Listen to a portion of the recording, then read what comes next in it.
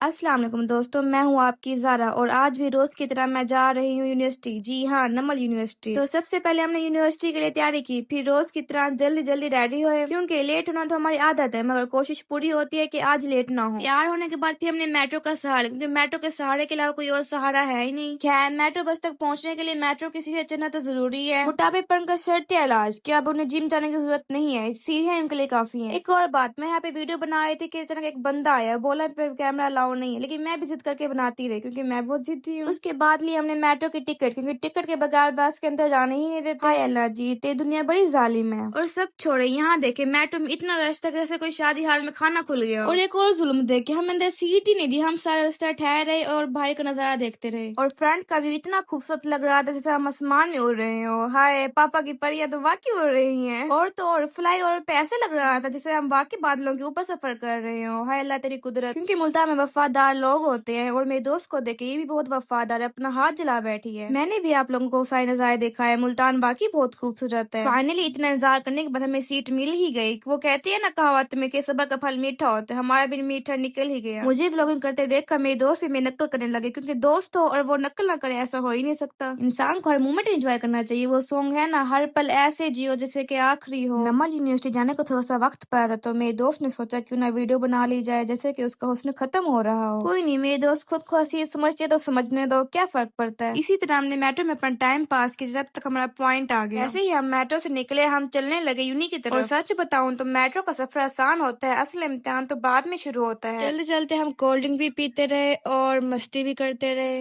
Class को बहुत late हो चुका था और इधर से एक और रश जो कि निकलना मुश्किल हो गया था, और क्लास भी बहुत लेट हो चुकी थी, जिसकी वजह से मैं और मेरे दोस्त बहुत तेजी से स्टेयर से उतरे। और मेरे दोस्त इतनी तेजी से स्टेयर से उतरी जैसे कि उसकी फ्लाइट टिकट कैंसिल हो जाएगी। क्या मैं उसके पीछे पीछे और वो मेरे आगे आगे चल रही थी। हाँ, स्टेयर्स स्टेयर्स स्टेयर्स, और कितनी स्टेयर्स चलनी पड़ेगी और उतरनी पड़ेगी। एक तो क्लास लेट हो गई थी और ऊपर से स्टेयर्स तंग कर रही थी। और आखिर मेट्रो की स्टेयर्स खत्म हुई तो नमल यूनिवर्सिटी की रोड शुरू हो गई। और नमल यूनिवर्सिटी वालों, मेरा आपसे एक सवाल है, आपने अपनी यूनिवर्सिटी इतनी दूर क्यों बनाई है जहाँ का सफर खत्म होने का नाम ही नहीं ले रहा। यहाँ पे है तो यूनिवर्सिटी लेके ऐसे रखा था जैसे हम सुनसान खटारे में आ रहे हो, जहाँ पे कोई भी नजर नहीं आ रहा था दूर दूर। चल चल के हिम्मत भी जवाब दे रही थी। फिर मैंने सोचा कोई नहीं, कुछ पाने के लिए कुछ खोना पड़ता है। मेरी दोस्त एक बार फिर से मैं नकल करते हुए मैं व्लॉगिंग कर रही थी जैसे कि मैं कर रही थी। मैंने बोला कोई नहीं, तो कॉपी ही कर सकती है, ब्रांड तो ब्रांड होता है। चलें, जब तक सफर खत्म नहीं होता मैं आपसे एक पहेली पूछती हूँ। ऐसी कौन सी चीज है जो खाने के लिए खरीदी जाती है लेकिन उसे खाया नहीं जाता?